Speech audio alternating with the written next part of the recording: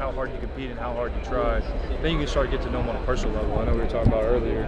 Once you get to know somebody's family and get to know like why they play football, why they try so hard, that's when you get the best out of them. That's when you know how to push them the best. That's when you create real relationships. And so if you come into it kind of with a skewed look, and it makes it really hard to form a team. But if you come into it genuine and try to get to know them on a personal level with a real relationship, that's when you get the best results. And so I think that's the culture that Joey's built is everything's real and authentic. And I think it kind of feeds down and everybody believes in it. It's a season full of a lot of expectations for you guys. What excites you the most about this team? Yeah, I think we have a really high ceiling, but we don't really have much expectations on ourselves. I think we're just out there playing football. I think it's just going to be a fun time to be out there and try our best. I mean, we have a lot of guys who've been to places and they've won a lot. We got a lot of guys who've been to places and they haven't won a lot. And so it really just comes down to who can play the best football. And so I think if we can get the closest we can to each other and have a great time while we're doing it, the best time you play is when you have fun. And so might as well have fun going doing it. You were named preseason defensive player of the year. I mean, what were your thoughts on getting that sort of recognition from people around this conference? Yeah, I felt super blessed for that. I mean, I know there's a number of guys I can name off in different teams and that who are more than deserving of that. And but I mean, it doesn't really mean anything unless you go out and prove it. And so, I mean, I got to try my best to go out and do that. For sure. And you have a lot of experienced guys coming in, with the transfers and everything. How different is it for you, I guess, to be that constant factor on this team as opposed, like with the transfers coming in as opposed to like new high school kids? It's not that difficult for me because, I mean, I'm going to try to be as consistent as possible. And, I'm going to be the same person that I've always been. But just trying to get guys to mesh together and gel together. I know the guys that we have coming in are going to make my job a lot easier. And so that makes me excited for that. But it's really just the same thing about just building chemistry and, getting to know somebody on a personal level. Jacob, you've been on the Texas Tech team for 3 years now? 3 years, yes, sir, going on 4. Yeah, and obviously your stars risen a lot during that time. Could you say, being in your position, how many times or schools have approached either you, family, representative to say, hey, if you go to the portal, we have a good spot for you? None. Yeah. It hasn't happened for you? No, it hasn't. Yeah. I didn't know that was real. I didn't know that happened. No, I haven't. Yeah, it hadn't happened to me. I don't want to ask you to name the schools. No. Yeah. Literally no one has tried to get you to pull away from Tech? Yeah. No, I guess I've been lucky. I haven't. I was either go to the draft or stay in Lubbock. It really. I mean, maybe some have. I just missed a message or whatever, but I haven't gotten anything from anybody. Because a couple of guys over at the table over there said, yeah, that happens a lot. Man. To them. Yeah, I mean, the new transfer guys. I mean, that's sort of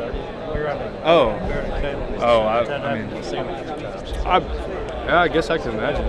But, yeah, none for me.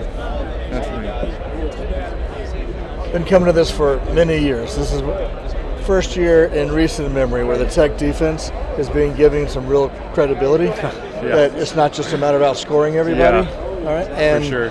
Now, to some degree, it's patchwork. A lot of guys coming in, but you've been with the program long enough. How are you going to know in your head that things have turned on for the Tech defense? Fairly or unfairly, it's the Tech defense has always been.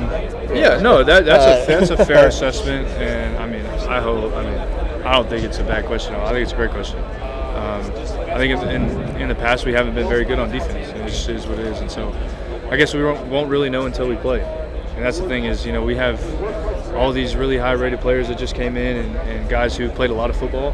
But, I mean, it's going to be hard and it's going to be challenging to get these guys to be able to play, a team game. And so I'm just excited to see what we can do, and hopefully we can put it together.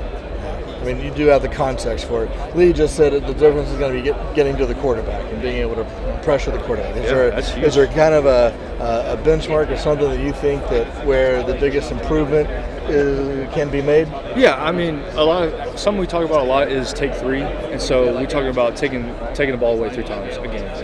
And so if we're plus 3 on the turnover battle, I think you have like a 97% chance to win the game. it's like the biggest teller of who's going to win the football game. And so if we're +3, if the offense doesn't give the ball away at all and we take it away 3 times, we have a 97% chance to win. So first thing we have to do is take the ball away 3 times. And if the offense happens to give it up, we have to go take it a 4th. And so I think just going to take the ball away, I think that's the mark of a good defense is how many turnovers they can get in a year. And so just how many times we can take the ball away would be nice. 10 possessions in the game, take away 3 from the opponent. That'd be great, yeah. Right? I mean, 30 times. I can't remember the stat on it, but I think I can't remember who even had the best. I think Penn State had the highest last year, I think, but they had like 38 takeaways during the year. So if we get 3 a game, 10 games is 30, and then if we play in the postseason, I think we'd be up there. What about your game individually? What is it? Is there something you've been focusing on off season? Just a lot of technique-wise. So I still think I'm really young to play the position, and so being not new to linebacker, but still fairly new. I still have a lot to learn. I think just always trying to be a learner, a lifelong learner. I think just technique-wise, where to put my hands or where to keep my leverage or my weight when I'm taking on a block or different things like that. It'll help me just a millisecond faster. I can get off a block and make a play or all those little things I try to work on. You got any early Shield stories just from first encounters, meeting the guy? I covered him when he was in Houston. Appreciate you. Thank you. He's a mastermind when it comes to mind games. So he loves the kind of poke and prod you a little bit, and he's chuckling in his head, but he's pushing you to be the best. I know a lot. We talk about being the brand, the toughest, hardest working, most competitive team in the country, and he'll turn on the tape and he'll watch us, run around on the field and be like, "Oh, this is the brand, isn't it? No, this is the toughest, hardest working, most competitive." And we're kind of like, "Well, I mean, the rep was over." He's like, "Oh, but that's the brand." And so he's really good with getting players and getting his players to try harder and just literally just give as much effort as they can. He's very good at that. Well, he gets results. He does, 100%.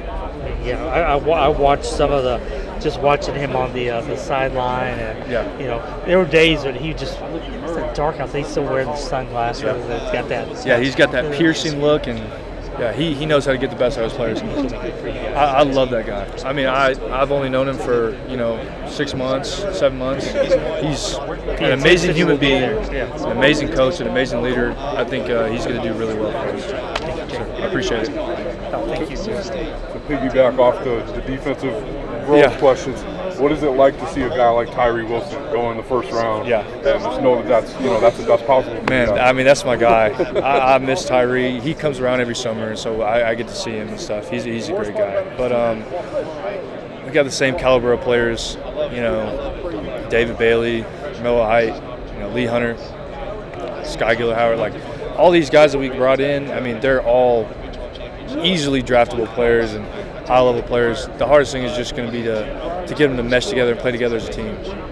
What is just kind of the alumni-based support like? Like, do you get to interact with some of the players and Yeah, how's that been? It's amazing. So there's Red Raiders everywhere. I think everywhere you go, you'll see a double T or somebody. Hey, I know somebody, or I went there, or somebody's relative went there. I mean, everybody knows the double T, and so. The alumni base is incredible, and we get to go out. We don't do it as much as I wish, but we go out and have some events with them, and they come around and see us, and it's always a great time getting to hear from them and learn from them. And, man, we love it. And so, the support that they have for us is unreal. It really is unmatched anywhere else in the country. Appreciate you. Yes, sir. I appreciate you.